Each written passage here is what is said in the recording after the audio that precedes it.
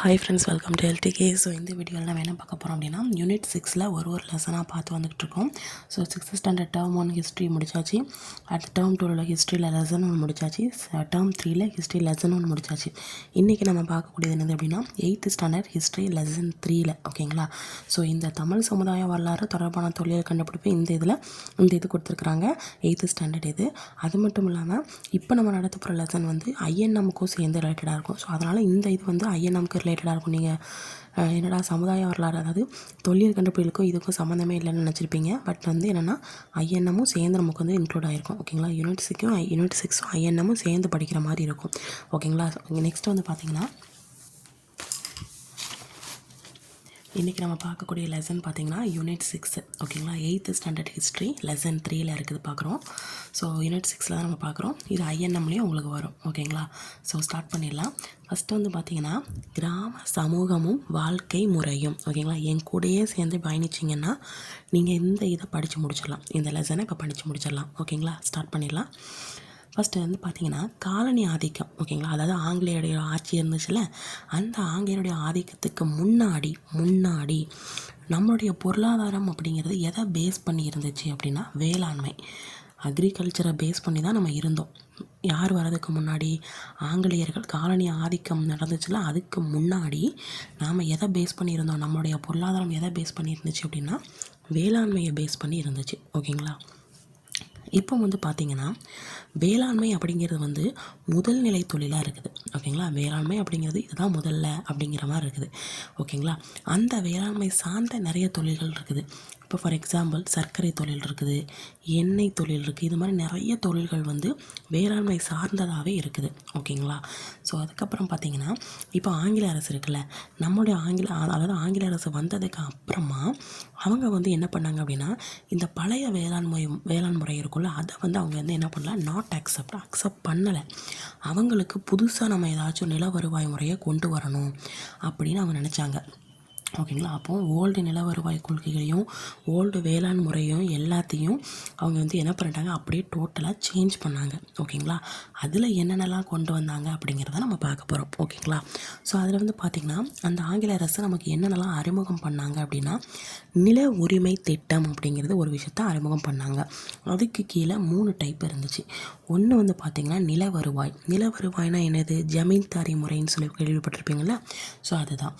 Next மகள்னா என்னது? கிராமம் அப்படின்னு அர்த்தம். ஓகேங்களா? நெக்ஸ்ட்டு வந்து பார்த்திங்கன்னா ரயத்து வாரி. ஓகேங்களா? இந்த மாதிரி 3 பிரிவுகளாக ஆங்கில அரசு பிரிச்சிச்சு. இது வரைக்கும் புரிஞ்சுட்டா? அதாவது காலனி ஆதிக்கத்துக்கு முன்னாடி நம்மளுடைய பொருளாதாரம் விவசாயத்தை நம்பி தான் இருந்துச்சு.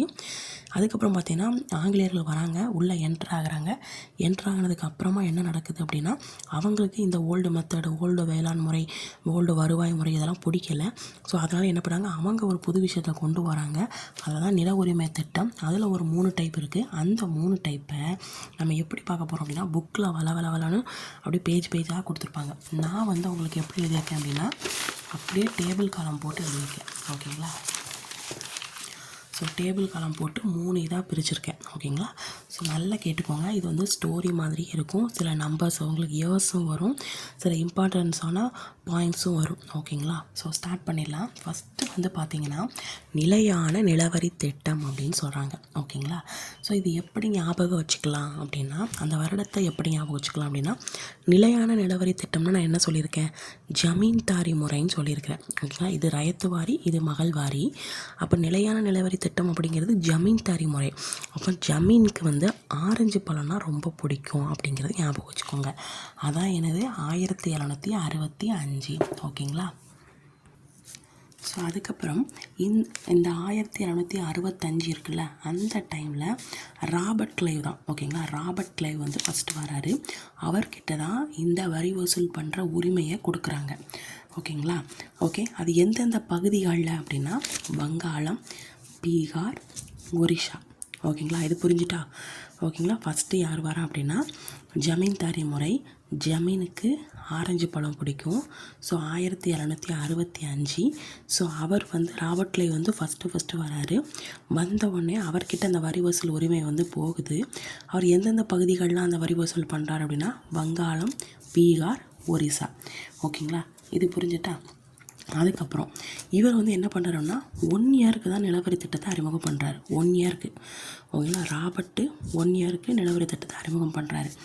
அதுக்கப்புறமா யார் பதவியேற்பு வராங்க அப்படின்னா வாரன் ஹேஸ்டிங் தலைமை ஆளுநராக அடுத்து வராரு.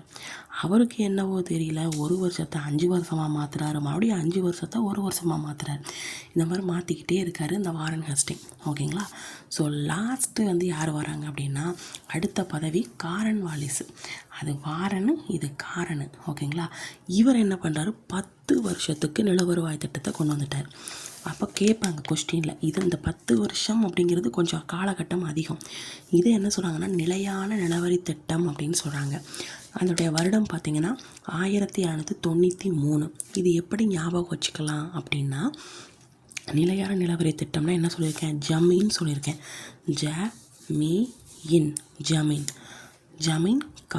ஜமீன்காரன் வரான் அப்படின்னு சொல்லுவோம்ல, காரன், மூணா வருதா, ஜமீன்காரன் 3, இங்கேயும் 3 வருது. ஸோ 1793, ஓகேங்களா. அதாவது நிலையான நிலவரி திட்டத்தை கொண்டு வந்தது யாருன்னு கேட்டிங்கன்னா உங்களுக்கு காரன் வாலிஸ் 1793. இது புரிஞ்சுட்டா, இது வரைக்கும் புரிஞ்சுட்டா, ஓகேங்களா. அடுத்து வந்து பார்த்திங்கன்னா வங்காளம், பீகார், ஒரிசா இதெல்லாம் நம்ம மேலே பார்த்தோம்ல, அதோடு சேர்ந்து இன்னும் எக்ஸ்ட்ரா சில பகுதிகளையும் இது வந்து கொண்டு வந்துச்சு. உத்தரப்பிரதேசத்தில் இருக்கக்கூடிய வாரணாசி பகுதிகளும் வடக்கு கர்நாடகம் இருக்குல்ல, அங்கேயும் என்ன பண்ணாங்க அப்படின்னா இந்த நிலையான நிலவரி திட்டத்தை கொண்டு வந்தாங்க, ஓகேங்களா. அதில் என்ன சொல்கிறாங்க அப்படின்னா உங்களுடைய மொத்த நிலப்பரப்பில் 19% வந்து நிலத்தை வந்து நீங்கள் யூஸ் பண்ணணும் அப்படின்னு சொல்கிறாங்க, ஓகேங்களா. அவங்க என்ன சொல்கிறாங்களோ அந்த இதை வந்து அதாவது யூஸ் பண்ணி டேக்ஸ் வந்து கொடுப்பாங்கல்ல கவர்மெண்ட்டுக்கு, அந்த இதுக்கு, ஓகேங்களா. 19% ஞாபகம் வச்சுக்கோங்க, ஓகேங்களா. எத்தனை பர்சன்டேஜ், 19% ஃபஸ்ட்டு இதுக்கு, ஓகேங்களா. ஸோ இப்போ இந்த நிலையான நிலவரி திட்டத்துடைய மறுபெயர்கள் என்னென்னலாம் இருக்குது அப்படின்னா ஜமீன்தாரி, ஜாகீர்தாரி, மல்குஜாரி, பிஸ்வேதாரி, ஓகேங்களா. இது எல்லாமே இதோடைய டைப்பு, அதாவது அதோடைய வேறு பெயர்கள், ஓகேங்களா. ஜமீன்தாரி, ஜாகீர்தாரி, மல்குஜாரி, பிஸ்வேதாரி, ஓகேங்களா. புரிஞ்சுட்டா. இதில் எல்லாமே தாரி, ஜாரி, ஓகேங்களா. ஜாரி அந்த மாதிரி வந்திருக்கு, ஓகேங்களா. ஸோ இதில் என்ன சிறப்புகள் இருக்குது அப்படிங்கிறத பார்க்கலாம். இப்போ ஜமீன்தாரின்னு எடுத்துக்கிட்டிங்க அப்படின்னா நல்லா கேட்டுக்கோங்க. ஜமீன்தாரி எடுத்துக்கிட்டிங்கன்னா இதில் வந்து இது என்ன சொல்லியிருக்கேன், ஜமீன்தாரி முறை தானே சொல்லியிருக்கேன். அப்போ ஜமீன்கிட்ட தானே நிலம் இருக்கும், அந்த நில உரிமையாளராக அவரை தானே இருப்பார். ஸோ அப்போ வந்து என்ன பண்ணுறாரு, அவர் தான் நில உரிமையாளராக இருக்கார். அவருக்கு மேலே கவர்மெண்ட்டு, சென்டரில் ஜமீன், கீழே விவசாயி, ஓகேங்களா. அப்போ ஜமீன்தார்ட்ட நிலம் இருக்குது. இவர் வந்து என்ன பண்ணுறாரு, விவசாயத்தை குத்தகைக்கு கொடுத்து நீ வந்து எனக்கு விவசாயம் பண்ணி கொடு, அதில் டேக்ஸ் வந்து எனக்கு கொடு அப்படின்னு சொல்கிறாங்க. அந்த டேக்ஸை ஜமீன்தாரி வாங்கி அதில் 11ல் 10 பங்கை வந்து கவர்மெண்ட்டுக்கு செலுத்தி மீதி உள்ளதை வச்சுக்கிறாரு, ஓகேங்களா.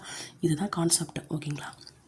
ஜமீன் வந்து வணிக குழுவுக்கு வந்து வரி செலுத்துவதற்குள்ள அவர் போய் கவர்மெண்ட்டுக்கு போய் டேக்ஸ் கட்டணும்ல, அந்த இதுக்கு வந்து அதே அமௌண்ட்டு அதை வந்து உயர்த்தவும் மாட்டாங்க, ரொம்ப கம்மி பண்ணவும் மாட்டாங்க, அதே அளவுக்கு அப்படியே நிலையாக வந்து வச்சுருப்பாங்க. அதுக்கு அவங்க வந்து உறுதியாக இருந்தாங்கன்னு சொல்கிறாங்க, ஓகேங்களா. ஸோ அப்போது இந்த ஜமீன்தாரி வந்து விவசாயிட்டிருந்து காசு வாங்கியிருப்பார்ல, அதில் 11ல் 10 பங்கு ஆங்கில ரிஸ்ட்டாக கொடுத்துருக்காரு. நான் இதுக்கு முன்னாடி சொன்னல அதே தான், ஓகேங்களா. அது மட்டும் இல்லாமல் ஜமீன்தாரர் இருக்கிறார்ல, அவர் வந்து என்ன பண்ணுறாருன்னா பட்டா, ஓகேங்களா. அந்த பட்டாவை வந்து யார்கிட்ட கொடுக்காங்க, விவசாயிட்ட வந்து கொடுக்குறாங்க, ஓகேங்களா. விவசாயிட்ட கொடுத்து நீ வந்து உன் உழுற காலம் வரைக்கும் நீ என்ன பண்ணலாம், நீ இந்த நிலத்தை குத்தகைக்கு எடுத்து நீ விவசாயம் பண்ணிக்கோ, விவசாயம் பண்ணதில் 11ல் 10 பங்கு நீ என்கிட்ட கொடு, நான் கவர்மெண்ட்டை கொடுக்குறேன் அப்படின்னு சொல்லிட்டு மீதி ஒரு பங்கு நான் எடுத்துக்கிடுவேன் அப்படிங்கிற மாதிரி இருந்துச்சு, ஓகேங்களா. ஸோ நெக்ஸ்ட் வந்து பார்த்திங்கன்னா இதில் எல்லா நீதித்துறை அதிகாரமும், அதாவது ஜமீன்காரர்கிட்ட தான் நீதித்துறை அதிகாரம் இருக்கும். அப்போது இந்த பதவியை இவங்கக்கிட்ட கொடுத்தோடனே ஆங்கில அரசு வந்து ஜமீன்தார்கிட்ட நீ வந்து இதுவுமே இந்த நிலவருவாய் வாங்குறீல்ல, டேக்ஸ் பிடிச்சி என்கிட்ட கொடுக்குறீல்ல, இந்த முறையை வந்து இனிமேல் நீ பார்த்துக்கோ, நீதித்துறை அதிகாரத்தை எங்ககிட்ட கொடுத்துருது அப்படின்னு சொல்கிறாங்க. உடனே எல்லா நீதித்துறை அதிகாரமும் யார்கிட்ட போயிட்டு, ஜமீன்தார்கிட்ட இருந்து அரசுக்கிட்ட, கவர்மெண்ட்டுக்கிட்ட போயிடுச்சு, ஓகேங்களா. ஸோ இதில் என்ன நிறை இருக்குது, என்ன குறை இருக்குது அப்படிங்கிறத பார்க்கலாம், ஓகேங்களா. நிறைகள்னு சொல்லி பார்த்தீங்கன்னா இதில் வந்து ஜமீன்தாரி வந்து நில உரிமையாளராக இருக்கிறாங்களா. ஸோ இதில் வந்து தரிசு நிலம், காடு இதெல்லாம் இருக்குல்ல, இது எல்லாமே அப்படியே உங்களுக்கு வந்து விவசாய நிலமாக மாற்றிட்டாங்க. ஸோ அப்போ வந்து எல்லாமே விவசாயம் அதிகரிச்சிடும். ஸோ அப்போ நிறைய என்ன சொல்வது வளங்கள் வரும், நிறைய வருவாய் வரும். ஸோ அதனால் நெக்ஸ்ட்டு வந்து ஜமீன்தாரி தான் உங்களுக்கு வந்து நில உரிமையாளராக இருக்கிறாருன்னு நம்ம சொல்லியிருக்கிறோம். ஏன்னா இது ஃபுல்லாக ஜமீன்தாரிக்குள்ளே தான், ஓகேங்களா. நில உரிமையாளர் இருக்கிறாரு. அவர்கிட்ட வந்து நீதி வழங்கும் பொறுப்பை அப்படியே கவர்மெண்ட் என்ன பண்ணிடுச்சு, வாங்கிட்டு நீ வந்து இனிமேல் நீதியை பார்க்க வேண்டாம், நான் இங்கே இனிமேல் நீதியை பார்த்துக்கணும், நீ இனிமேல் நில வருவாயை வசூலித்து எங்ககிட்ட கொடு அப்படிங்கிற மாதிரி கொடுத்துட்டாங்க. ஸோ அப்போ வந்து அப்படின்னா என்ன அர்த்தம், அந்த ஜமீன்தாரங்க வந்து ஆங்கில அரசுக்கு ஒரு நல்ல நம்பிக்கையுரியவங்களாக இருப்பாங்க. அவன் காசை அடிக்க மாட்டான், கரெக்டாக காசை நம்மக்கிட்ட கொடுப்பான் அப்படின்ட்டு ஒரு நம்பிக்கைக்குள்ளவங்களாக ஆயிட்டாங்க, ஓகேங்களா. அப்போ ஆங்கில அரசுக்கு ஒரு நிலையான வருவாய் அப்படிங்கிறது கிடச்சிட்டு, ஓகேங்களா. எப்படியும் ஜமீன்காரன் வாங்கி நம்மக்கிட்ட கொடுத்துருவான் அப்படிங்கிற ஒரு இது, ஓகேங்களா. அடுத்து என்ன குறை அப்படின்னு சொல்லி பார்த்தீங்க அப்படின்னா, இப்போது ஆங்கில அரசு இருக்குது. ஆங்கில அரசும் நடுவில் இடையில யார் இருக்கா, உங்களுக்கு ஜமீன்காரர் இருக்கிறாரு. அவருக்கு கீழே தான் விவசாயி இருக்காரு. அப்போது கவர்மெண்ட் வந்து பேசணும் அப்படின்னா ஜமீன்தார்கிட்ட தான் பேச முடியும், டேரெக்டாக விவசாயிகிட்ட பேச மாட்டாங்க. ஸோ அதனால் அந்த இது ஒரு மைனஸாக இருக்குது அப்படின்னு சொல்கிறாங்க. அப்போ ஒரு விவசாயி வந்து ஏதாவது ஒரு பிரச்சனையோ ஏதாவது உரிமை ஏதாவது வேணும் அப்படின்னா டேரெக்டாக அரசிட்ட போய் கேட்க முடியாது, இந்த ஜமீன்தார்கிட்ட சொல்லணும். ஜமீன்தார் அவர் கேட்பாரா கேட்க மாட்டாரான்னு அது அவருடைய விருப்பம். ஸோ அதனால் அது ஒரு மைனஸாக இருக்குது அப்படின்னு சொல்கிறாங்க. இன்னொன்று பார்த்தீங்கன்னா ஜமீன்தார் வந்து லேசி ஆகிட்டார், ரொம்ப சோம்பேறி ஆகிட்டார். ஏன் அப்படின்னா நீதித்துறை அதிகாரம்னு சொல்லி ஒரு அதிகாரத்தை கொடுத்துருந்தாங்க, ஒழுங்காக பார்த்துக்கிட்டு இருந்தாங்க. அதுக்கப்புறம் என்னாச்சு, நீ எனக்கு வரி வசூல் பண்ணுற இதை மட்டும் கொடுத்துரு, நான் உனக்கு அதுக்கு தகுந்த காசை கொடுத்துறேன், சும்மா உட்காந்ததுலேயே உனக்கு காசை கொடுத்துறேன் அப்படிங்கிறாங்க. இந்த வரி வசூல் பண்ணி என்கிட்ட கொடுத்துனா நீ அந்த காசை பாதி எடுத்துக்கோ, நீ இவ்வளோ பங்கு எடுத்துக்கோ, எனக்கு இவ்வளோ பங்கு கொடு அப்படின்றாங்க. அப்போ சும்மா உட்காந்துட்டு காசு கிடைக்கிறது தானே நம்ம பார்ப்போம். ஸோ அதனால் சோம்பேறி ஆகிட்டார், ஆடம்பரத்தில் நிறைய விழ ஆரம்பிச்சிட்டார், ஆடம்பர பிரியராக ஆகிட்டார். அப்போது ஜமீனுக்கும் விவசாயிக்கும் இடையில என்ன ஆயிடுச்சு, ஃபைட் வர ஆரம்பிச்சிட்டு. ஏன்னா விவசாயி வந்து டேரெக்டாக ஜமீன்தார்கிட்ட தான் கான்டாக்ட் வச்சுருக்காரு, விவசாயி வந்து டேரெக்டாக உங்ககிட்ட கவர்மெண்ட்டுக்கிட்ட கான்டாக்ட் வைக்கலை. ஸோ அப்போ ஜமீன்தாருக்கும் விவசாயிக்கும் இடையில என்ன ஆகுது அப்படின்னா ஃபைட் நடக்குது, ஓகேங்களா. ஸோ இதுதான் நிலையான நிலவரி திட்டத்தில் இருக்கக்கூடிய இம்பார்ட்டன்ஸ் பாயிண்ட்ஸ். கண்டிப்பாக புரிஞ்சிருக்குன்னு நினைக்கிறேன். ஒரே ஒரு தடவை அவருடைய முக்கியமான பாயிண்ட்டை மட்டும் பார்த்தலாம். ஆரஞ்சு பழம், ராபர்ட் கிளைவு, வங்காளம், பீகார், ஒரிசா 1 வருஷம் நிலவரி திட்டம். அடுத்து யார் வரா, வாரன் ஹேஸ்டிங் வராரு. வாரன் ஹேஸ்டிங் தலைமை ஆளுநர் வராரு. 1 வருஷத்துல 5 வருஷம் மாற்றுறாரு, 5 வருஷத்துல மறுபடியும் 1 வருஷத்துக்கு மாற்றுறாரு. நெக்ஸ்ட்டு யார் வரா, காரன் வாலிஸ். ஜமீன் எத்தனை 3 லாஸ்ட்டில் முடியும், 1999. இவர் தான் 10 வருஷத்துக்கு நில வருவாய் திட்டத்தை கொண்டு வராரு. ஸோ இதான் நிலையான நிலவரி திட்டம். இது எங்கெங்கெல்லாம் பகுதி, வங்காளம், பீகார், ஒரிசா, உத்தரப்பிரதேசத்தில் இருக்கக்கூடிய வாரணாசி பகுதி, வடக்கு கர்நாடகம். ஸோ இந்த பகுதிகள்லாம் எத்தனை % யூஸ் பண்ண சொல்கிறாங்க, 19%. இதுக்கு என்ன பேர்லாம் இருக்குது, ஜமீன்தாரி, ஜாகிர்தாரி, மல்குஜாரி, பிஸ்வேதாரி. அதுக்கப்புறம் இதில் யார் நில உடைமையாளராக இருக்கிறா, முகவர்களாக இருக்காங்க, ரெண்டுமே ஜமீன்தாரி. டேக்ஸு கட்டுறது விவசாயி, டேக்ஸு வாங்குறது ஆங்கில அரசு, ஜமீன்தாரிட்ட வாங்கி ஆங்கில அரசிட்ட கொடுக்குறது, ஓகேங்களா. அதுக்கப்புறம் 11ல் 10 பங்கு கவர்மெண்ட்டை கொடுக்குறது. ஸோ இதெல்லாமே புரிஞ்சுட்டா எது நிறை குறை அப்படிங்கிறத பார்த்துட்டோம். இதுதான் ஜமீன்தாரி முறை. அடுத்து வந்து பார்த்திங்கன்னா ரயத்துவாரி முறை. ரயத்துவாரி முறைன்னு சொல்லி பார்த்திங்கன்னா இதில் வந்து தாமஸ் ரயத்து தூ வருதா, தூ வருதா, தூவில் வருதா, வருசா தானே. ஸோ அப்போ தாமஸ் மன்றோ அப்படிங்கிறத ஞாபகம் வச்சுக்கோங்க, ஓகேங்களா. தாமஸ் மன்றோ மற்றும் கேப்டன் ரீட், ஓகேங்களா. கேப்டன் ரீட் 1820, ஓகேங்களா. ரயத்து 20 ஈ வருதா, ரயத்து வருதா, எப்படி போடுவோம் 20 அப்படின்னு சொல்லுவோம். அப்போ 20 ரயத்து 20 அப்படின்னு சேர்த்து படிங்க. ரயத்து 20, ரயத்துன்னு போட மாட்டா, முன்னாடி சேர்த்து போடுவோமா. ஸோ ரயத்து 20 அப்படிங்கிறது ஞாபகம் வச்சுக்கோங்க. தூ வந்திருக்கு, முதல் எழுத்து லாஸ்ட் எழுத்து, முதல் எழுத்து 20, லாஸ்ட் எழுத்து தாவரிசை, தாமஸ் மன்றம். நெக்ஸ்ட்டு கேப்டன் ரீட், ஓகேங்களா. இது எந்தெந்த பகுதிகளெலாம் ஃபாலோ பண்ணாங்க அப்படின்னா மதராஸ், பம்பாய், அஸ்ஸாம், கூர்க். மதராஸ், பம்பாய், அஸ்ஸாம், கூர்க். இன்னொருட்ட சொல்லுங்கள், மதராஸ், பம்பாய், அஸ்ஸாம், கூர்க். இன்னொரு வாட்டி சொல்லுங்கள், மதராஸ், பம்பாய், அஸ்ஸாம், கூர்க், ஓகேங்களா. ஸோ இதில் வந்து பார்த்திங்க அப்படின்னா நில உரிமை அப்படிங்கிறது இது கொஞ்சம் நல்லாயிருக்கும். ஏன் அப்படின்னா நில உரிமை அப்படிங்கிறது வந்து விவசாயி கையிலேயே கொடுத்துட்றாங்க, அவர் தான் நில உரிமையாளராக இருக்கிறார். அங்கே ஜமீன்தாரில் பார்த்திங்கன்னா ஜமீன்தாரி தான் நில உரிமையாக இருப்பார், முகவரில் அவர் தான் இருப்பார்.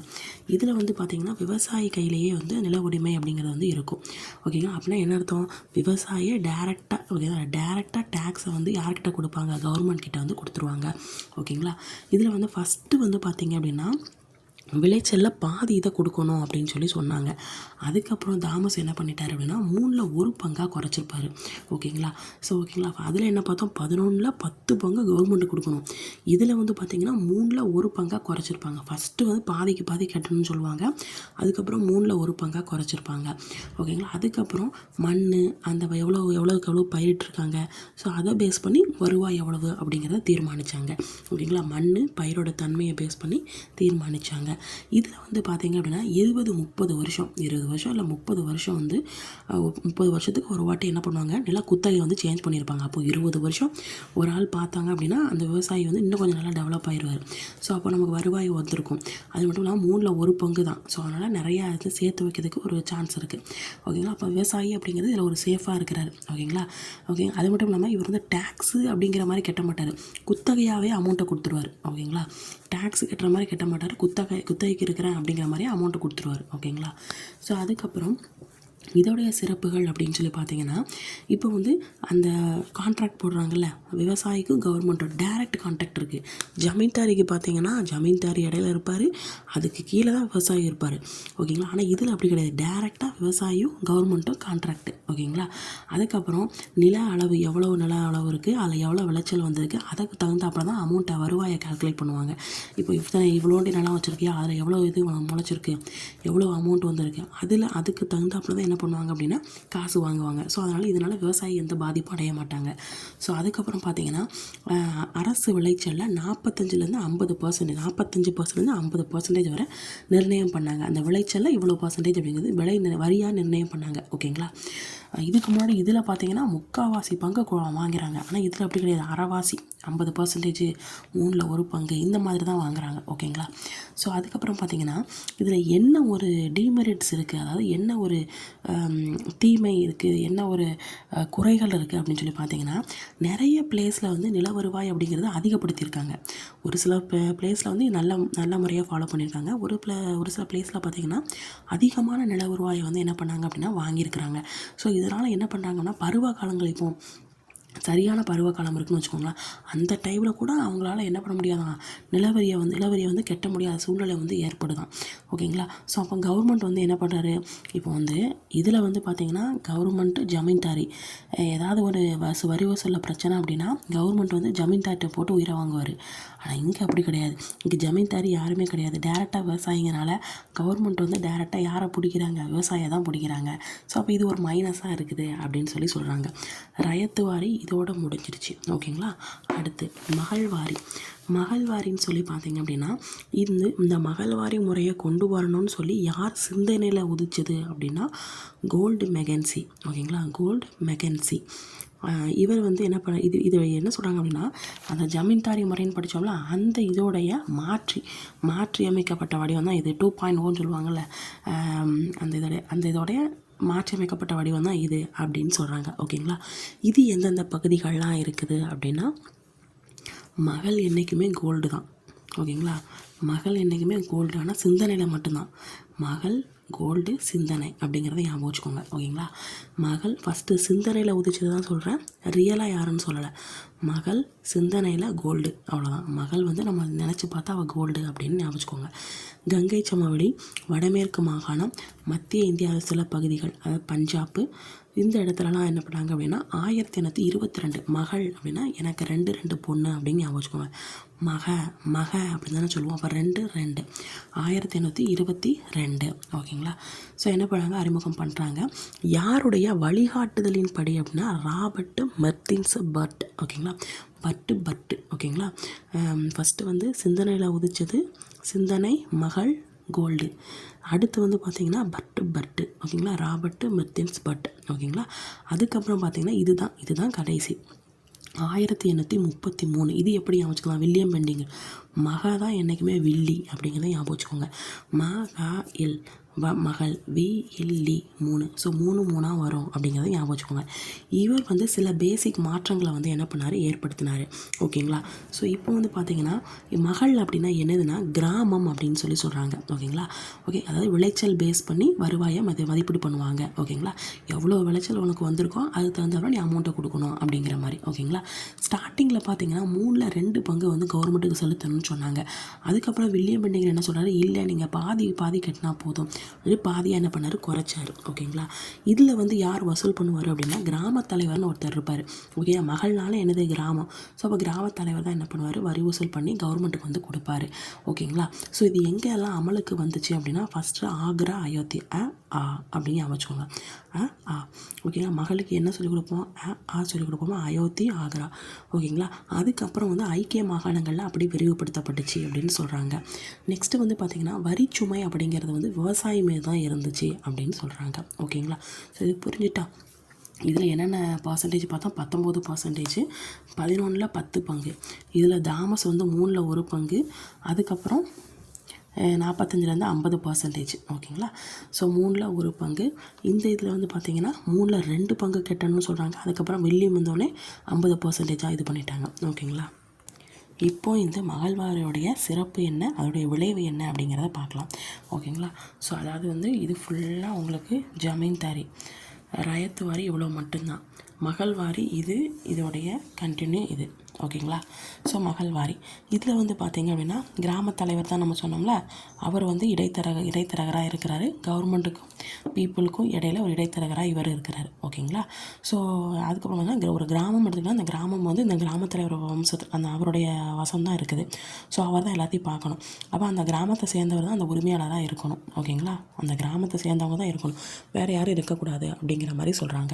நெக்ஸ்ட் வந்து பார்த்திங்கன்னா விளைவு என்ன விளைவுன்னு பார்த்திங்கன்னா, இப்போ ஒரு கிராம தலைவரை, இப்போ நான் தான் கிராம தலைவர் இருக்கிறேன் அப்படின்னா நான் என்ன பண்ணுவேன், சில சலுகைகள்லாம் வரும்.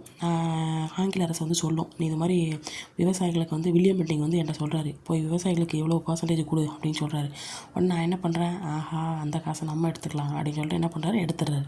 ஸோ அதே மாதிரி தான் கிராமத்தில் அவர் என்ன பண்ணுறாரு, சலுகையை வந்து மிஸ்யூஸ் பண்ணிக்கிறாரு, அவர் யூஸ் பண்ணிக்கிறாரு. ஓகேங்களா. தவறான முறையில் இது பண்ணி அவர் யூஸ் பண்ணிக்கிறாரு. ஸோ அதனால் விவசாயிக்கு அப்படிங்கிறது எந்த ஒரு லாபமும் இருக்காது. அதாவது ஜமீன்தாரி முறையோடைய ஆல்டர்னேட்டு தான் மகள்வாரி அப்படின்னு சொல்கிறாங்க. ஓகேங்களா. இது வந்து லாபம் அப்படிங்கிறது உயர் வகுப்பினருக்கு மட்டும்தான் லாபம் இருக்குது அப்படிங்கிறத சொல்கிறாங்க. ஓகேங்களா. ஸோ இதுதான் ஜமீன்தாரி, ரயத்வாரி, அதுக்கப்புறம் மகள்வாரி. ஓகேங்களா. ஸோ அடுத்து வந்து பார்த்திங்கன்னா விவசாயி மீது ஆங்கில நில வருவாய் முறை தாக்கம் அப்படின்னு சொல்கிறாங்க. இதில் வந்து பார்த்திங்கன்னா இப்போது ஒரு நிலம் இருக்குது இல்லைங்களா, அதில் வந்து அதிகபட்ச வருமானம் அந்த நிலத்துலேருந்து தான் அவங்களுக்கு வந்து கிடைக்கும். ஓகேங்களா. இப்போது விவசாயத்தை தான் நம்பி இருக்கிறாங்க. ஸோ அப்போ அதிகபட்ச வருமானம் பார்த்திங்கன்னா நிலத்துலேருந்து தான் கிடைக்கணும். அப்போது ஒருவேளை இப்போ வந்து விற்பனை வந்து அதிகரிக்குது, இப்போ நிறைய பேர் வாங்குறாங்க, விவசாயத்துலேருந்து நிறைய வாங்குறாங்க அப்படின்னா அப்போ விற்பனை நிறைய ஆகிட்டே இருக்கும். அப்போ விவசாயம் என்ன ஆகுமா, அவங்கள்ட்ட இது வந்து என்ன ஆகும், இது மாதிரி டேக்ஸ் நிறைய கட்டணும்னு சொல்லிட்டு டேக்ஸை ஃபுல்லாக கட்டிகிட்டே இருக்கிறான். அப்போ கட்டிகிட்டே இருந்தால் அவனுக்கு அமௌண்ட் இல்லாமல் போகும். அப்போ என்ன பண்ண மாட்டான், அவன் இனிமேல் அந்த தொழிலில் ஈடுபட மாட்டான். ஸோ அப்படியே விவசாயத்தொழில் அழிஞ்சு போயிடும். இதெல்லாம் சொல்லியிருக்காங்க. வரி விதிப்பு வந்து பாதிப்பு, கடன் சுமை, பஞ்சம், இந்த மாதிரி நிறைய நடந்துச்சு.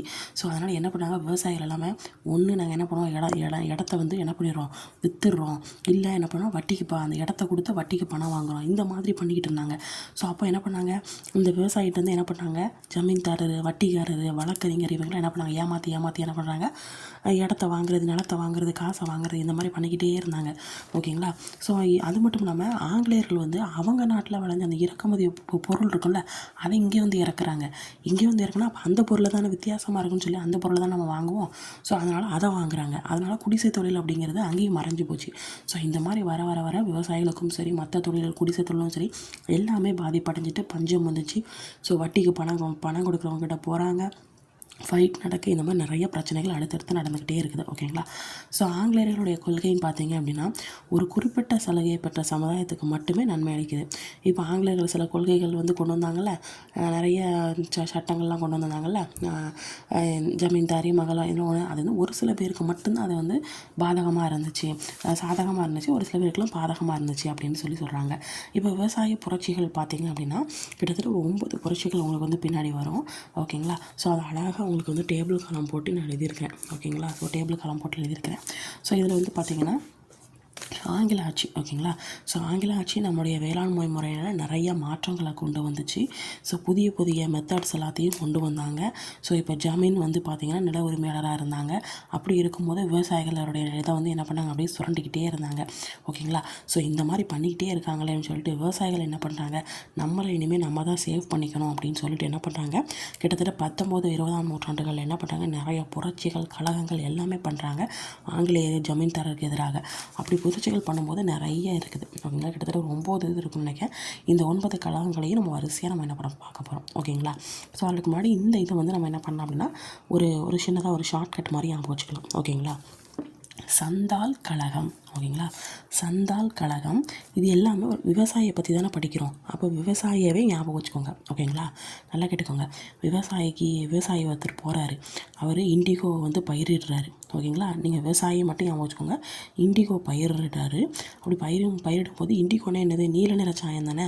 அப்போ அது உடம்பு ஃபுல்லாக ஒட்டிடுது. உடனே என்ன பண்ணுறாரு, சாண்டோல் சோப்பு யூஸ் பண்ண, சாண்டோன்னு சொல்லி ஒரு சோப்பு இருக்கும்ல, அந்த சோப்பை யூஸ் பண்ணுறாரு. ஓகேங்களா. அது மட்டும் இல்லாமல் அவர் தக்காளி பயிரிடுறாரு. ஓகேங்களா. அவங்க பாப்பாவை கூட்டிகிட்டு போகிறாரு. சம்மணம் போட்டு தான் உட்காந்து அங்கே போய் சாப்பிடுவாங்க, எல்லோரும் சாப்பிடுவாங்கல்ல. ஓகேங்களா.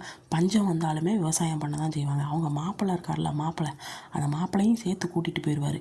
ஓகேங்களா. தொழியே உறிஞ்சாலும் பரவாயில்ல, அவங்க விவசாயம் பண்ணிகிட்டே தான் இருப்பாங்க. இதெல்லாம் ஒரு கேடா அப்படின்னு சொல்லி எல்லோரும் சொல்லுவாங்க. இதை தான் நான் ஷார்ட்கட்டாக சொல்ல போகிறேன். ஓகேங்களா. இண்டிகோ பயிரிடுறாரா, நீல கலர் ஆகிட்டு அவர் உடம்பு. சாண்டோல் சோப்பு போட்டு குளிச்சிட்டாரா. அதுக்கப்புறம் அவங்க பாப்பாவை கூட்டிகிட்டு போகிறாரு. அவங்க பொண்ணு. ஓகேங்களா. பாப்பாவை கூட்டிகிட்டு போகிறாரு. அப்போ பாப்பனா தக்காளி விளைவிக்கிறாரு. தக்கான கழகம். பஞ்சம் வந்தால் கூட அவர் விவசாயம் பண்ண தான் செய்வார். சம்பளம் போட்டு உட்காந்து தான் சாப்பிடுவார். சம்பரம் இதெல்லாம் ஒரு கேடா. இதை லாஸ்ட்லேயும் வச்சுக்கோங்க. அவங்க மாப்பிள்ளையை கூட்டிகிட்டு வர்றாரு. தொழில் உறிஞ்சாலும் பரவாயில்ல. ஓகேங்களா. இதெல்லாம் ஒரு கேடா அப்படின்னு சொல்கிறாரு. ஞாபகம் வச்சுக்கோங்க. கேடா சத்தியாகிரகம். ஓகேங்களா. இப்போ வருடங்களை வந்து பார்க்கலாம். ஓகேங்களா. சந்தால் கழகம் இதில் வந்து பார்த்திங்கன்னா 5 சந்தால் சோப்பு ஃபஸ்ட்டு வந்து அவர் நினைக்கிறாரு, இந்த சந்தால் சோப்பு போட்டோம் அப்படின்னா சாண்டோர்னு சொல்லி இருக்குல்ல, அதெல்லாம் சந்தால்னு சொல்கிறேன். ஓகேங்களா. இந்த இதுக்கு சந்தால் அப்படிங்கிற. ஓகேங்களா. இதில் வந்து பார்த்திங்கன்னா 5 போடுறாரு. ஒருவேளை இந்த இண்டிகோ போகுமா போகாதா, இந்த சந்தால் சோப்புக்கு வந்து போகுமா போகாதா. அப்போ 5 அடுத்தது 5 6. ஓகேங்களா. இண்டிகோனா என்னது, சாயம் பூசுறது. அப்போ வந்து கிழவிகள், வயசானவங்க என்ன பண்ணாங்க, 60 வயசு ஆகிடுச்சு, இன்னும் முடியல கலர் அடிச்சிட்ருக்கியாங்க கேட்பாங்களா. அப்போ 59 60. ஓகேங்களா. ஸோ அதுக்கப்புறம் பாப்பா எழுமுன். பாப்பா எந்திரிக்கிறதுக்கு முன்னாடி அப்போ எழுமுன் அப்படிங்கிறது ஞாபகம். எழுமுன் 7 ஓகேங்களா. தக்காளி வந்து 75 ரூபா அப்படின்னு ஞாபகம். தக்காளி பழம் இளஞ்சி பழம் இப்படின்னு ஞாபகம் வச்சுக்கலாம். பஞ்சம் வந்தால், பஞ்சம்னா என்னது, 10 ரூபா பிஸ்கட் கொடுப்பாங்க, நம்ம அதில் படிப்போம். பஞ்சம் 90 ரூபா, இது 900 ரூபா. 90 to 900 அப்படிங்கிறத ஞாபகம் வச்சுக்கோங்க. சம்பளம் போட்டு ஒரு சம்பவம் பண்ணுவாங்க. அதாவது 17 வயசு வரைக்கும் நம்ம 12th இதெல்லாம் முடிச்சுட்டு இருப்போம். 17 வயசுக்கு மேலே தான் ஒரு சம்பவம்ங்கிறது நடக்கும். காலேஜில் போய் இன்னும் படிக்க சொல்லுவாங்க. இப்போ 17 18 சம்பவம் நடக்கும். கேடா உடனே என்னது 18. இதெல்லாம் ஒரு கேடா. என் தலையெழுத்து. காலேஜையும் படிக்க வேண்டியதாக இருக்குது. கேடா அப்படின்னா 18. ஓகேங்களா. மாப்பிள்ளைக்கு வயசு எத்தனை, 21. தொழிலாம் உறிஞ்சி போயிடும். ஒரு 29 30 வயசில் தொழிலெல்லாம் உறிஞ்சி போயிடும், வயசாயிரும் அப்படிங்கிறது ஞாபகம் வச்சுக்கோங்க. அதுக்கப்புறம் 29 30. ஓகேங்களா. இந்த இதையுடைய ஷார்ட்கட்டு. ஓகேங்களா. ஸோ எந்த அளவுக்கு உங்களுக்கு ஞாபகம் இருக்குன்னு தெரில. ஏதாவது கமெண்ட்ஸில் சொல்லுங்கள், இது ஞாபகம் இருக்குதா இல்லையாங்கிறத கமெண்ட்ஸில் சொல்லுங்கள். ஓகேங்களா. ஸோ இப்போ வந்து நம்ம இதில் 9 கிளர்ச்சிகளையும் ஒன்றா பார்க்க போகிறோம். 9 கழகத்தையும் பார்க்கலாமா. சந்தால் கழகம் அப்படிங்கிறத பார்க்க போகிறோம். இதுதான் ஃபஸ்ட்டு சந்தால் சோப்பு. ஓகேங்களா. ஃபஸ்ட்டு கழகம் இதுதான். ஓகேங்களா. ஸோ இதில் தான் பீகார். ஓகேங்களா. பீகாரில் அதாவது ராஜ்மஹால் அப்படிங்கிற ஒரு இதில் வந்து குன்று இருக்குது. அதுக்கு பக்கத்தில் அந்த சாந்தால் அப்படிங்கிற ஒரு வகை மக்கள் இருக்கிறாங்க. சாந்தால் இன மக்கள் வந்து இருக்கிறாங்க. அவங்க விவசாயம் பண்ணுறாங்க. ஓகேங்களா. சந்தால் இப்போ வந்து அந்த ஷார்ட்கட் சொன்னோம்னா அதை அப்படியே ஞாபகம் வச்சு அந்த டாபிக் அப்படியே விட்டுருங்க. இப்போ இங்கே வாங்க. அந்த சாந்தால் சோப்பு எதில் காரை கழுவ முடியுமா, காரு. ஓகேங்களா. காரு. ஓகேங்களா. சந்தால் சோப்பு காரு, காரு அப்படிங்கிறத ஞாபகம் வச்சுக்கோங்க. சந்தால் மக்கள் வந்து வேளாண்மை பண்ணுறாங்க. ஓகேங்களா. ஸோ அப்போ வந்து என்ன பண்ணுறாங்க அப்படின்னா இந்த நிலக்கிழார்கள் வட்டிக்கு பணம் கொடுப்பாங்க இவங்கெல்லாம் இருப்பாங்கள்ல, அவங்கெல்லாம் என்ன பண்ணுறாங்கன்னா நிலத்தை வந்து என்ன பண்ணுறாங்க இந்த சாந்தாள் மக்கள்கிட்ட என்ன பண்ணுறாங்க பிடுங்கிடுறாங்க. ஆனால் இந்த சாந்தாளின மக்கள் வந்து ரொம்ப அறியாமை உள்ள ஒரு மக்கள், எதுவுமே தெரியாத ஒரு மக்கள் அப்படிங்கிற மாதிரி இவங்க என்ன பண்ணுறாங்க அந்த வட்டிக்கு நிலம் கொடுக்குற பணம் கொடுப்பாங்க நிலக்கிழார்கள் இவங்ககிட்ட வந்து இவங்கெல்லாம் என்ன பண்ணுறாங்க இந்த சாந்தாள் மக்கள்கிட்ட என்ன பண்ணுறாங்க நிலத்தை எல்லாத்தையும் வாங்குறாங்க, பிடுங்கிக்கிறாங்க. ஏதோ ஒன்று டேக்ஸு போட்டு அப்படி இப்படின்னு போட்டு என்ன பண்ணுறாங்க வட்டிக்கு பணம் கொடுத்து அப்படி போட்டு என்ன பண்ணாங்க அபகரிச்சிருந்தாங்க. ஓகேங்களா. அதனால் என்ன பண்ணாங்க என்னடா கடைசியில் எல்லாத்தையும் இது பண்ணிட்டாங்களே சொல்லிட்டு 5 சொன்னோன்னா ஃபஸ்ட்டு சாந்தாள் சோப்பு போடும்போது 5 ஸோ 55 புரட்சி இனிமேல் பண்ணி நம்ம எப்படியாவது நம்மளுடைய நிலத்தை நம்ம வாங்கணும் அப்படின்னு பிளான் போட்டாங்க. சாந்தாள் பார்த்திங்கன்னா அவங்களுக்கு வந்து நமக்குன்னு ஒரு அரசாங்கம் வேணும், நம்மளுடைய இதுக்கு நமக்குன்னு ஒரு இடம் வேணும் அப்படின்னு சொல்லி நினச்சாங்க. இவங்களுக்கு ஒரு ஹெட்டாக வேணும்ல, ஒரு டீம் மட்டும் முட்டாது, அவங்களுக்கு ஒரு ஹெட்டு வேணும். அதான் யார் அப்படின்னா சித்து மற்றும் கங்கு. ஏதோ புக்கில் வந்து சித்து மற்றும் கனு அப்படின்னு கொடுத்துருப்பாங்க. ஓகேங்களா. சித்து மற்றும் கங்கு இவங்க சகோதரர்கள், இவங்க தலைமை வகித்து இவங்க கீழே ஒரு 10,000 பேர் வீரர் இருக்கிறாங்க. ஒரு மாதம் கரெக்ட் ஒரு வலிமையான சக்தியாக வந்து மாறினாங்க. 56 பிப்ரவரி 56 வரைக்கும் ஒரு வருஷம் கரெக்டாக 55 56 வரைக்கும் ஒரு வருஷம் கரெக்டாக இதாகிருக்கு. ஓகேங்களா. புரட்சி வந்து நடந்திருக்கு. அப்போ தலைவரை வந்து கைது பண்ணிட்டாங்க. தலைவரை கைது பண்ணிட்டேன்னா கீழே இருக்கிற வாளெல்லாம் கொஞ்சம் அப்படியே அடங்கி போயிடும்ல, உடனே எனக்கு கழகம் அப்படியே கண்ட்ரோல் ஆகிட்டு கவர்மெண்ட் வந்து என்ன பண்ணுது, சரி ஓகே இன்னும் நம்ம எதுவும் பிளான் எதுவும் பண்ணலை அப்படின்னா அவங்க இன்னும் கொஞ்சம் புரட்சியில் ஈடுபட்டுருவாங்க. ஸோ அவங்களுக்கு ஏதாச்சும் ஒன்று செய்வோம் அப்படின்னு சொல்லிட்டு என்ன பண்ணுறாங்க கவர்மெண்ட் வந்து அனௌன்ஸ் பண்ணுது, சந்தால் பகுதி மக்கள் இனிமேல் உங்களோட இடத்த சந்தால் பர்கானா அப்படின்னு சொல்லி மாற்றுறேன் அப்படின்னு சொல்லி என்ன பண்ணாங்க சந்தால் பர்கானா அப்படின்னு சொல்லி மாற்றிட்டு அவங்க நிலத்தை அவங்கக்கிட்டே கொடுத்துட்டாங்க. ஓகேங்களா. ஸோ அப்போது அவங்களோட சாந்தலர்கள் வந்து அவங்களுடைய நிலத்தையும் அவங்களுடைய ஐடென்டிட்டியும் கரெக்டாக என்ன பண்ணாங்க பாதுகாத்துட்டாங்க. போராட்டம் பண்ணுறாங்க. அதுக்கப்புறம் என்ன பண்ணாங்க அதுக்கு ஒரு தலைவர் 2 பேர் இருக்கிறாங்க, சித்து மற்றும் கங்குன்னு சொல்கிறாங்க. போராட்டம் பண்ணி முடிச்சதுக்கப்புறம் 5 பண்ண முடித்தோடனே கழகம் கண்ட்ரோல் ஆகுது. தலைவரை கைது பண்ணுறாங்க, கழகம் கண்ட்ரோல் ஆகுது. ஸோ உடனே கவர்மெண்ட் வந்து என்ன பண்ணுது, இந்தாங்கப்பா உங்களுக்கு ஒரு பகுதியை கொடுத்துட்றேன் அப்படின்னு சொல்லி சந்தால் பர்கானா அப்படிங்கிற பகுதியை கொடுத்துட்டாங்க. ஓகேங்களா. ஸோ இந்த இது புரிஞ்சுட்டா, சந்தால் கழகம் புரிஞ்சுட்டா, சாந்தால் சோப்பு காரை வந்து கழுவுறதுக்கு சாந்தால் சோப்பு இது புரிஞ்சுட்டா, 55 56 இது முடிஞ்சிச்சு. அடுத்து இந்த பக்கம் வாங்க, இண்டிகோ கழகம் பார்த்திங்கன்னா அவுரி. ஓகேங்களா. இதைத்தான் பயிரிடணும் அப்படின்னு சொல்லுவாங்க, இவ்வளோ தான் கொடுப்போம் அமௌண்ட்டு, அவ்வளோதான் வாங்கணும் அப்படிங்கிற மாதிரி ஒரு இது. ஓகேங்களா. இண்டிகோ கழகம் பார்த்திங்கன்னா என்ன சொன்னேன், இண்டிகோன்னு என்னது நீல நிற சாயம். அவரே போனதுக்கப்புறம் ஏமா இன்னும் உதட்டில் சாயம் பூசிக்கிட்டு இருக்கீங்கன்னு சொல்லி சொன்னாங்களே. ஸோ அதெல்லாம் 60 வயசு. ஓகேங்களா. 60 வயசு ஆகிட்டு இன்னும் என்ன உதட்டில் நீல நிற சாயம், மண்டையில் என்ன சாயம் அப்படிங்கிறத ஞாபகம் வச்சுக்கோங்க. இண்டிகோ கழகம் அவுரி புரட்சி 59 60 வயசு. ஓகேங்களா. ஸோ இதில் வந்து பார்த்திங்கன்னா வங்காளம். ஓகேங்களா. வங்காளத்தில் அங்கே என்ன பார்த்தோம், காரில் சாந்தோல் சோப்பு. இதில் வந்து பார்த்தோன்னா வங்காளம் அவுரி சாகுபடியாளர்கள் இருக்கிறாங்கல்ல.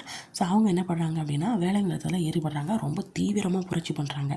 எதுக்காக என்ன அப்படின்னா இந்த ஐரோப்பிய இண்டிகோ தோட்டக்காரங்களை இவங்க தான் எப்போ பார்த்தாலும் சேட்டை பண்ணிகிட்டே இருப்பாங்க.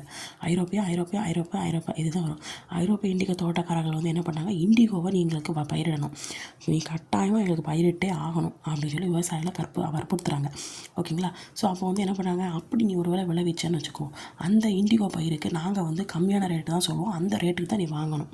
அது மட்டும் இல்லாமல் நாங்கள் ஒரு இடத்த குத்தகைக்கு கொடுக்குறோம்ல, அந்த குத்தகைக்கு முன்பணமாக நாங்கள் முன்னாடியே கொடுக்கணும் அப்படின்னு ஒரு ஆப்பு வைக்கிறாங்க. ஓகேங்களா. என்ன பங்கு இது வந்து வங்காளம் இருக்கா, என்ன பங்கு 60 வயசு ஆயிடுச்சு இன்னும் என்ன உதட்டு சாயம் அப்படின்னு வச்சுக்கோங்க. என்ன வங்கு அப்படிங்கிறத ஞாபகம் வச்சுக்கோங்க. ஓகேங்களா. ஸோ அப்போ இந்த கான்செப்ட் புரிஞ்சுட்டா, ஐரோப்பிய இந்திய தோட்டக்காரர்கள் விவசாயியை பார்த்து ஏப்பா இது மாதிரி நான் என்ன சொல்லணும் அந்த பயிரை தான் நீ பயிரிடணும், அந்த பயிருக்கு அமௌண்ட்டு நானே தான் சொல்லுவேன், நானே தான் அந்த அமௌண்ட்டு கம்மியாக தான் கொடுப்பேன். அது மட்டும் இல்லாமல் குத்தகைக்கு நான் ஒரு இடத்த கொடுக்குறோம்ல, அந்த இடத்துல வந்து நீ பயிரிடுற இல்லை, அந்த இடத்துக்கான குத்தகை அமௌண்ட்டை நீ வந்து எனக்கு முன்னாடியே கொடுக்கணும் அப்படின்னு சொல்கிறாங்க. ஸோ இந்த மாதிரி நிறைய விஷயங்களும் சொல்கிறாங்க. ஸோ அப்படின்னா செப்டம்பர் 1959 தானே ஸ்டார்டிங்கு. ஸோ அப்போ வந்து ஸ்டார்ட் ஆகுது. யார் அப்படின்னா திகம்பர் பிஸ்வாஸ் மட்டும் ஞாபகம் வச்சுக்கோங்க. பிஸ் அப்படின்னு ஞாபகம் வச்சுக்கோங்க. எங்கே அப்படின்னா நாதியா அப்படிங்கிற ஒரு மாவட்டத்தில் கலகம் ஸ்டார்ட் ஆகுது. உடனே ஸ்டார்ட் ஆனவுடனே என்ன பண்ணிட்டாங்க, அப்படியே ஐரோப்பிய பண்ணையாளர் வந்து அப்படியே கண்ட்ரோல் பண்ணியாச்சு. ஃபேக்ட்ரியை தொழிற்சாலை எல்லாத்தையும் ஃபயர் பண்ணி விட்றாங்க. கலகம் அப்படியே ஃபுல்லாக ஸ்ப்ரெட் ஆகுது, அடுத்தடுத்த பிளேஸ்க்கெலாம் ஸ்ப்ரெட் ஆகுது. எப்படியாவது கண்ட்ரோல் பண்ணணும். என்ன பண்ணுவாங்கன்னா பிரச்சனை நடக்கும், போராட்டம் பண்ணுவாங்க, ஏதாச்சும் ஒன்று அடித்து நொறுக்குவாங்க, ஃபயர் ஆக்குவாங்க. உடனே இவங்க வந்து என்ன பண்ணுவாங்க, கண்ட்ரோல் பண்ணுவாங்க. ஆங்கில அரசு ஐரோப்பிய அவங்கள வச்சு கண்ட்ரோல் பண்ணுவாங்க.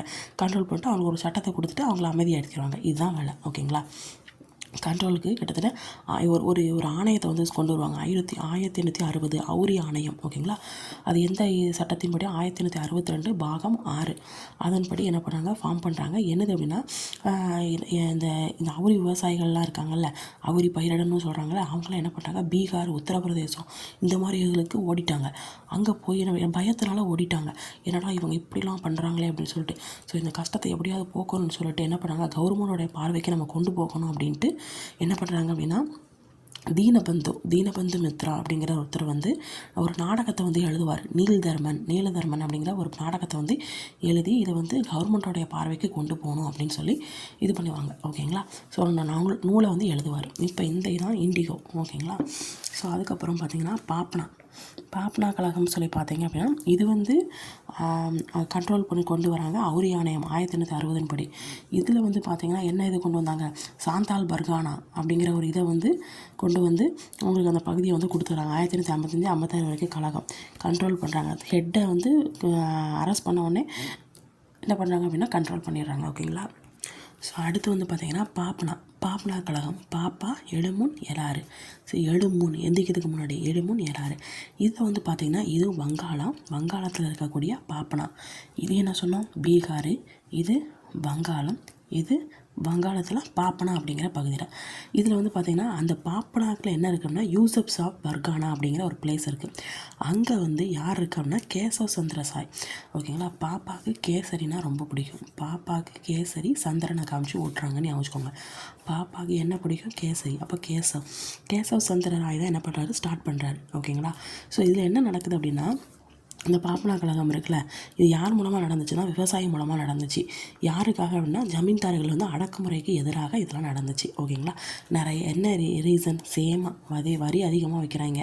அதுக்கப்புறம் இப்போ சப்போஸ் வந்து நீங்கள் எங்களுக்கு ரெண்ட்டு வந்து நீங்கள் நிலத்துக்கு குத்தகைக்கு அமௌண்ட் கொடுக்கலன்னு வச்சுக்கோங்க, அப்படியே அந்த நிலத்தை விட்டு வெளியில் தள்ளிடுவாங்களாம். அவுட் சைட் ஃப்ரம் லேண்டை விட்டு அந்த நிலத்தை விட்டு வெளியில் தள்ளிடுவாங்களாம். இந்த மாதிரி பண்ணுறதுனால இந்த பாப்னா கழகம் அப்படிங்கிறது ஃபார்ம் ஆச்சு. ஓகேங்களா. ஸோ பாதிக்கப்பட்ட விவசாயிகள் எல்லாமே என்ன பண்ணுறாங்க, எல்லோரும் ஒன்று கூட்டிட்டு எப்படியாவது நம்ம என்ன பண்ணணும், போராட்டம் பண்ணணும் அப்படின்னு சொல்லிட்டு என்ன பண்ணுறாங்க, நிறைய பேரை கூப்பிடுறாங்க. நிறைய விவசாயிகள்லாம் வராங்க. ஸோ அதுக்கான இப்போ இந்த போராட்டம் பண்ணுறதுக்கு காசு வேணும்ல. ஸோ அந்த காசை வந்து அந்த விவசாயிகள்கிட்டே என்ன பண்ணுறாங்க, வாங்கிட்டு இந்த பாப்னா அப்படிங்கிறது வந்து எங்கெங்கெல்லாம் போகுது அப்படின்னா கிழக்கு வங்காளம் இது மாதிரி நிறைய பிளேஸ்க்கு வந்து என்ன ஆகுது, ஸ்ப்ரெட் ஆகுது. ஸோ விவசாயிகளுக்கு ஒரு சங்கங்கள் வந்து ஃபார்ம் ஆகுது. ஸோ அப்போ வந்து இப்போ ஜமீனும் சரி விவசாயிகளும் சரி 2 பேருமே சண்டை போடுறாங்க. சின்ன அளவு தான் வன்முறை நடக்குது. ஆனால் என்ன நடக்குது அப்படின்னு என்ன சொல்கிறாங்க அப்படின்னா, ஜமீன்தாரி வீட்டில் நிறைய கொள்ளையடிக்கிறாங்க, எல்லாத்தையும் எடுத்துகிட்டு போடுறாங்க அப்படிங்கிற மாதிரி நிறைய வந்து ப்ராப்ளம் பண்ணி விட்டாங்க ஜமீன்தாரிகள். உடனே என்ன பண்ணுறாங்க, அப்போ போலீஸ் ஸ்டேஷனுக்கு கூப்பிட்டு போனோம்னா அப்போ போலீஸ் ஸ்டேஷனுக்கு கூப்பிட்டு போகிறாங்க. அங்கே தாக்குதல் பண்ணுறாங்க. விவசாயிகள் எல்லாமே மறுபடியும் போலீஸ் ஸ்டேஷன் அடிச்சு இதெல்லாம் பண்ணுறாங்க. பண்ண உடனே என்ன ஆகுது அப்படின்னா, இவங்களுக்கு என்ன பண்ணணும், இது மூலமாக நமக்கு வந்து ஏதாச்சும் ஒன்று பண்ணணும், சரி இதுமாரி விவசாயிகள் இதுக்கு மேலே எதுவும் பண்ண வேண்டாம் அப்படின்ட்டு இந்த இது மூலமாக விவசாயிகள் எல்லாமே சட்ட விழிப்புணர்வு, அதுக்கப்புறம் சம உரிமையை மேம்படுத்துறது, இந்த மாதிரி விஷயத்தை என்ன பண்ணிட்டாங்க, லேர்ன் பண்ணிக்கிட்டாங்க. ஓகேங்களா. ஸோ அப்போ சங்கம் மூலமாக நம்ம அமைச்சோன்னா நமக்கு எல்லாமே கிடைக்கும் அப்படிங்கிற மாதிரி. ஸோ இப்போ நெக்ஸ்ட்டு என்ன பண்ணுறாங்க, பீப்புள் எல்லாமே ஜாயின் பண்ணுறாங்க, சங்கம் அமைக்கிறாங்க. சைலண்ட்டாக அமைதியான முறையில். ஸோ அது அமைதியான முறையில் இருந்து அதுக்கப்புறம் அது எப்படியாவது இப்போ ஏதாவது ஒரு கலகம் பண்ணணும், ஏதாவது ஒரு நமக்கு வந்து ஆங்கிலேயர்கள் வந்து கஷ்டத்தை கொடுக்குறாங்க, ஏதாவது வரி வசூல் பண்ணுறாங்க அப்படின்னா அமைதியாக சங்கத்தை அமைச்சு என்ன பண்ணணும், அதை எப்படியாவது எதிர்க்கணும் அப்படிங்கிற ஒரு விஷயத்த கற்றுக்கிட்டாங்க. ஓகேங்களா. அதான் வலிமை அப்படிங்கிற விஷயத்த வந்து கண்டுபிடிச்சிட்டாங்க. விழிப்புணர்வு அவங்களுக்காகவே என்ன பண்ணிட்டாங்க, வளர்த்துக்கிட்டாங்க. ஓகேங்களா. வலிமையும் வளர்த்துக்கிட்டாங்க, விழிப்புணர்வையும் வளர்த்துக்கிட்டாங்க. ஓகேங்களா. ஸோ இதுதான் பாப்னா கழகம். சாந்தோர், அதுக்கப்புறம் இண்டிகோ, பாப்னா இது எல்லாத்தையும் பார்த்தாச்சு. ஸோ அதுக்கப்புறம் பார்த்திங்கன்னா தக்கான கல்வி கழகம். தக்கான கழகம். ஸோ இளஞ்சி பழம் சொல்லியிருக்கேன்னா, தக்காளி பழம், இளஞ்சி பழம். இதில் வந்து பார்த்திங்கன்னா 1875 தக்காளினால பூனான்னு வந்துடும். ஓகேங்களா. பூனா அங்கே மாவட்டத்தில் விவசாயிகள் எல்லாமே கழகத்தில் வந்து ஈடுபடுறாங்க. ஸோ அதைத்தான் என்ன சொல்கிறாங்க அப்படின்னா தக்கான கழகம் அப்படின்னு சொல்கிறாங்க. ஸோ புரட்சிகள் பார்த்திங்க அப்படின்னா விவசாயிகளுக்கும் அந்த உள்ளூரில் உள்ள வட்டிக்காரர்கள் இருக்காங்களே அவங்களுக்கும் நடக்குது. கிட்டத்தட்ட 33 வில்லேஜுகளுக்கும் இது வந்து ஸ்ப்ரெட் ஆகுது, இது மாதிரி புரட்சி நடக்குது அப்படின்ட்டு. உடனே என்ன பண்ணுறாங்க அப்படின்னா விவசாயிகள் வந்து என்ன பண்ணுறாங்க அப்படின்னா இந்த மார்வாரி சவுகார் அப்படின்னு சொல்கிறாங்க. அவங்களுடைய சொத்துக்கள் எல்லாத்தையும் என்ன பண்ணுறாங்க, கொள்ளையடிக்கிறாங்க. ஸோ என்ன பண்ணுறாங்க, இவங்க வந்து என்ன பண்ணுறாங்க, நான் எப்படியாவது போய் போலீஸ்கிட்ட போய் கம்ப்ளைண்ட் பண்ணுறேன்னு சொல்லிட்டு ஹெல்ப் ஆஸ்க் ஃப்ரம் போலீஸ்கிட்ட வந்து இப்போ ஹெல்ப் கேட்குறாங்க. போராட்டம், வன்முறை இதெல்லாம் நடக்குது. ஃபைனலாக இராணுவத்தை கூப்பிட்றாங்க, கண்ட்ரோல் பண்ணுறாங்க, அவ்வளோதான். ஸோ தக்கான விவசாயிகள் மீட்பு சட்டத்தை கொண்டு போடுறாங்க. சரி ஓகே, இனிமேல் நம்ம விட்டுட்டோம் அப்படின்னா மறுபடியும் போராட்டம் பண்ணுவாங்க அப்படின்னு சொல்லிட்டு இவங்களுக்கு ஒரு சட்டத்தை போடு அப்படின்னு சொல்லி சட்டத்தை போடுறாங்க. தக்கான விவசாயிகள் மீட்பு சட்டம் அது வந்து போடுறாங்க. விவசாயிகளோட குறைகள் வந்து அப்படியே களையப்பட்டுருது. ஓகேங்களா. ஸோ ஷார்ட்டாக தான் இருக்குது. ஸோ அதுக்கப்புறம் பார்த்திங்கன்னா பஞ்சாப் விவசாயிகள் இயக்கம், பஞ்சாப்பு 90-900. ஓகேங்களா.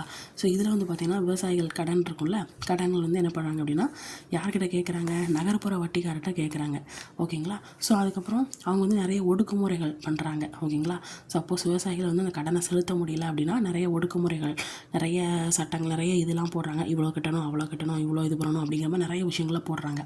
ஓகேங்களா. ஸோ அதுக்கப்புறம் என்ன பண்ணுறாங்க, பஞ்சாப் விவசாயி, பஞ்சாப்னு சொல்கிறோமா, ஸோ பஞ்சாப் விவசாயிகள் எல்லாமே புரட்சிகளை மறுபடியும் ஈடுபடுறாங்க. ஸோ ஆங்கிலேயர்கள் வந்து என்ன பண்ணுறாங்க அப்படின்னா இவங்களை வந்து நம்ம புரட்சியில் ஈடுபடக்கூடாது, இப்படி ஒரு வேளை ஈடுபட்டு இவங்க செத்துட்டாங்கன்னா இவங்கள தான் நம்ம இராணுவத்துக்கு ஆள் எடுக்கிறோம், அப்போ நமக்கு இராணுவத்தில் ஆள் இல்லாமல் போயிடுமே அப்படின்ட்டு பஞ்சாப்புக்காரங்களை சாக விடக்கூடாது, அவங்களுக்கு என்ன வேணுமோ அதை நம்ம செஞ்சு கொடுத்துடலாம் அப்படின்ட்டு என்ன பண்ணுறாங்க சொல்கிறாங்க. அதான் ஆங்கிலேயர்கள் வந்து நாட் அக்செப்ட் புரட்சியில் அக்செப்ட் பண்ணலை. ஏன் அப்படின்னா இந்த பஞ்சாபில் உள்ள இவங்களை தான் நம்ம இராணுவ வீரராக செலக்ட் பண்ண போகிறோம் போருக்கு. ஓகேங்களா. அதனால் என்ன பண்ணுறோம் அப்படின்னா இனிமேல் வந்து இவரை வந்து பாதுகாக்கணும் அப்படின்னு சொல்லிட்டு இவங்களை பாதுகாக்கிறதுக்காக 1900 பஞ்சாப் நில உரிமை சட்டம் அப்படிங்கிறத கொண்டு வராங்க. ஓகேங்களா. ஃபஸ்ட்டு சோதனை முறையில் தான் கொண்டு வராங்க, நல்லா இருந்துச்சு. ஒரு நாள் என்ன பண்ணாங்க, இந்தியா ஃபுல்லாக என்ன பண்ணாங்க, மற்ற பிளேஸ்லேயும் ஸ்ப்ரெட் பண்ண ஆரம்பிச்சிட்டாங்க. இதை ஒரு 3 டைப்பாக டிவைட் பண்ணுறாங்க. இப்போ எப்படின்னா, ஒன்றுன்னா பஞ்சாப் மக்கள், அவங்க மக்கள் இருக்காங்களா, விவசாய மக்கள் அவங்களும். அடுத்து பார்த்திங்கன்னா சட்ட அங்கீகாரம் பெற்ற விவசாயிகள், அதுக்கப்புறம் பார்த்திங்கன்னா வட்டிக்காரர், இப்படி 3ஆக பிரிச்சிட்டாங்க. இவங்க இருக்காங்கல்ல, அதாவது பஞ்சாப் மக்கள் விவசாயிகள், இவங்க வந்து நிலத்தை வந்து இவங்கக்கிட்டேயோ இல்லை இவங்கக்கிட்டேயோ இவங்க 2 பேர்கிட்ட அடமானம் வச்சு அதுக்கான காசு ஏதோ வாங்கிக்கிறோமோ, வட்டி போடுறதோ இந்த மாதிரி விஷயங்களை பண்ணிக்கலாம் அப்படிங்கிற மாதிரி ஒரு சட்டத்தை போடுறாங்க. இதன் மூலமாக பஞ்சாப்காரங்க சண்டை போட மாட்டாங்க. ஸோ விவசாயம் நம்ம வந்து இராணுவத்துக்கு ஆளை எடுத்துக்கலாம் அப்படிங்கிற ஒரு மாஸ்டர் பிளான் போடுறாங்க. ஓகேங்களா. ஸோ இதுதான் பஞ்சாப் விவசாயிகள் இயக்கம். அடுத்து வந்து பார்த்திங்கன்னா சம்பரான் சத்தியாகிரகம். இது வந்து சம்பவம் 17 வயசு 18 வயசில் சம்பவம், பீகாரில் தான் சம்பவம் நடக்குது. ஓகேங்களா. இது அதே ஐரோப்பிய பண்ணையாளர்கள் தான் என்ன பண்ணுறாங்க அப்படின்னா அவுரி சாகுபடி, நியாயமற்ற விலைக்கு அவுரி சாகுபடி பண்ணணும் அப்படின்ட்டு 20ல் 3 பங்கு ஒரு நிலத்தில், டோட்டல் நிலத்தில் 20ல் 3 பங்கு நீ அவுரி சாகுபடி செஞ்சே ஆகணும். நான் என்ன சொல்லணும் அதைத்தான் நீ என்ன பண்ணணும், நிர்ணயித்த விலையை தான் எனக்கு கொடுக்கணும் அப்படின்னு சொல்கிறாங்க. அதுக்கப்புறம் இந்த சம்பரான் தீன்கதியா அப்படிங்கிற அந்த ஒரு இதை வந்தது மூலமாக, அந்த நடைமுறைக்கு வந்தது மூலமாக அதை அப்படியே அதாவது சம்பரான் தீன்கதியா அப்படிங்கிற ஒரு நடைமுறை மூலமாக இவங்க வந்து என்ன பண்ணுறாங்க, கண்ட்ரோல் பண்ணி வச்சுருக்கிறாங்க. யாரை, விவசாயியை கண்ட்ரோல் பண்ணி வச்சுருக்காங்க. யார், ஐரோப்பிய பண்ணையாளர்கள்.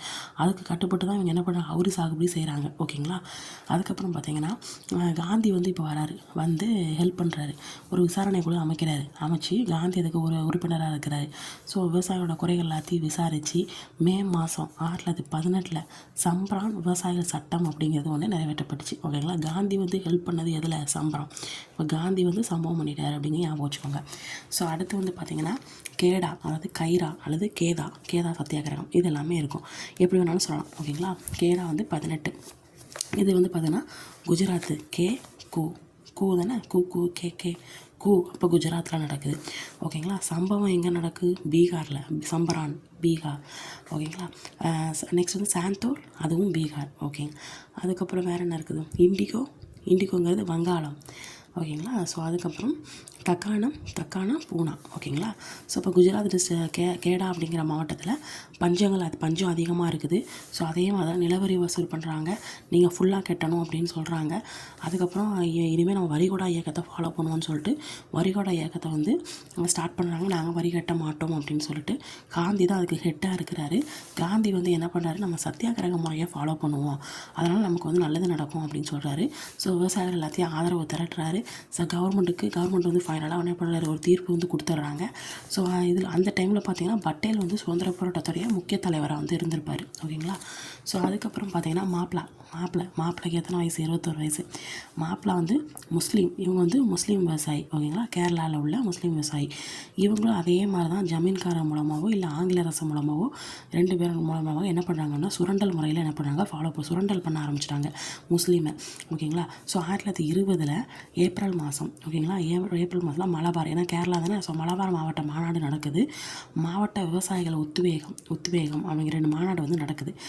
மாநாடு நடக்கும்போது நிலக்கிழாருக்கும் குத்தகைக்காரருக்கும் ஒரு உறவை வந்து ஒழுங்குபடுத்துங்க அப்படின்னு சொல்லி சட்டத்தை வந்து சொல்கிறாங்க ஓகேங்களா. ஸோ 1921 ஆகஸ்ட் இதை ஏப்ரல் இது ஆகஸ்ட் 20 மாநாடு நடக்கு. ஆகஸ்ட் 21 மாப்பிளா கிளர்ச்சி நடக்குது. விவசாயிகள் எல்லாமே தாக்குதல் பண்ணுறாங்க. ஸோ அதுக்கப்புறம் 21 டிசம்பர் கடைசியில் அதை வந்து ஆகஸ்ட்டில் ஆரம்பித்த சண்டை டிசம்பரில் வந்து அதை அடக்கிடுறாங்க. கிட்டத்தட்ட 2337 மாப்பிளா கிளர்ச்சியாளர்கள் சாகடிக்கிறாங்க. 1650 பேர் காயமடைகிறாங்க. 45,000க்கு மேற்பட்டவங்க சிறையில் அடைக்கிறாங்க ஓகேங்களா. ஸோ இது வந்து எத்தனை பேர் இருக்காங்க பார்த்துக்கோங்க. இப்போ மாப்பிளா கிளர்ச்சியில் எத்தனை பேர் இருந்திருக்கிறாங்க பாருங்கள். ஸோ அதுக்கப்புறம் பார்த்தீங்கன்னா ஃபைனல் லாஸ்ட் இது என்னது அப்படின்னா பர்தோலி சத்தியாகிரகம் ஓகேங்களா. இது வந்து பார்த்திங்கன்னா 28 ஓகேங்களா. தொலி வந்து 28, 29, 30 அப்படின்னு சொன்னோமா. ஸோ 28 ஸ்டார்ட் ஆகுது. 28 பார்த்தீங்கன்னா 30% நில வருவாயை உயர்த்திட்டாங்க. 30% நில வருவாயை என்ன பண்ணிட்டாங்க, ஹை பண்ணிட்டாங்க. ஸோ அப்போ என்ன பண்ணுவாங்க, மறுபடியும் என்ன பண்ணுவாங்க, போராட்டம் பண்ணுவாங்க. ஸோ அப்போ பர்தோலி அதாவது குஜராத் அவங்க வந்து என்ன பண்ணாங்க, அதாவது இவங்க வந்து மாப்பிளாவில் உள்ள முஸ்லீமு, இவங்க வந்து பார்த்திங்கன்னா பர்தோலி, இவங்க வந்து குஜராத் ஓகேங்களா. தொலி குஜராத், அவங்க கேரளா, இவங்க வந்து குஜராத். இவங்க வந்து என்ன பண்ணாங்க, பட்டேல் தலைமையில் எதிர்ப்பு பண்ணுறாங்க. பிப்ரவரி 12, 1928 வரிகொடா இயக்கம். அதே மாதிரி இங்கே என்ன பார்த்தோம், கேடாலையும் வரிகொடா இயக்கம், இங்கே வந்து பர்தோலிலையும் இதெல்லாம் ஒரு கேடா, அதுக்கும் ஒரு வரிகொடா இயக்கம். தொலி உறிஞ்சு போகுது. அப்போ இதெல்லாம் என்னது, இதுவும் வந்து ஒரு வரிகொடா இயக்கம். ஸோ நிறைய உமன்ஸ் தான் அதிகமாக வந்து இருந்தாங்க ஓகேங்களா. ஸோ அதுக்கப்புறம் எந்த இதில் அதிகமான உமன்கள் வந்து பார்ட்டிசிபேட் பண்ணாங்க அப்படின்னா பர்தோலி. விவசாயிகள் வந்து என்ன பண்ணுறாங்கன்னா, நிலம் இருக்குல்ல, நாங்கள் வந்து நிலத்தை வந்து நாங்கள் ஏலத்துக்கு விட்டு அந்த காசை வராலும் வாங்கிப்போமே தவிர கவர்மெண்ட்டுக்கு கொடுக்க மாட்டோம், கவர்மெண்ட்டுக்கு வந்து நாங்கள் கொடுக்க மாட்டோம் அப்படின்னு சொல்கிறாங்க. ஆனால் கவர்மெண்ட் அவங்க வந்து என்ன பண்ணுது, ஏலம் போட்டு வாங்கிடுது, கவர்மெண்ட்டு தான் வாங்கிடுது. அது கடைசியில் 1937 காங்கிரஸ் ஆட்சி வருது. வந்தவுடனே அந்த வாங்கின நிலத்தை அவங்ககிட்டே திருப்பி ரிட்டர்ன் கொடுத்துருவாங்க. ஸோ அப்போ ஆக மொத்தம் ஏதாவது ஒரு கிளர்ச்சி, இவங்க ஏதாவது சேட்டை பண்ணுறாங்க, கிளர்ச்சி பண்ணுறாங்க, கலகம் நடக்குது. கலகம் நடந்தவுடனே ஏதாவது ஒரு சட்டத்தை போடுறாங்க, அல்லது தலைவரை யாரையாவது கைது பண்ணிடுறாங்க, அப்படியே அடக்கிடுறாங்க, அவங்களுக்கு ஒரு சட்டத்தை போட்டு அப்படியே முடிச்சு விட்ருக்காங்க. இந்த மாதிரி தான் பிளான் தான் நடக்குது அப்படிங்களா. ஸோ இதுதான் உங்களுக்கு வந்து கிராம சமூகமும் வாழ்க்கை முறையும். அதுக்கு சம்மந்தமே இல்லாமல் இருக்கும். தமிழ் சமூக வரலாறு தொடர்பான தொல்லியல் சான்றுகள் கண்டுபிடிப்புகள் இருக்குல்ல, இதே இது உங்களுக்கு ஐஎன்எம்லேயும் இது வரும். இந்த மகள் வாரி, ரயத்து வாரி, மகள் வாரி, இந்த இருக்குல்ல ஜமீன்தாரி, இதெல்லாம் அந்த லெசனுக்கு வரும் ஓகேங்களா. ஸோ மறக்காமல் நோட்ஸ் எழுதி வச்சுட்டு அப்படியே படிங்க, உங்களுக்கு கண்டிப்பாக ஞாபகத்தில் இருக்கும். நான் சொன்ன ஷார்ட்கட்டையும் மறக்காதீங்க.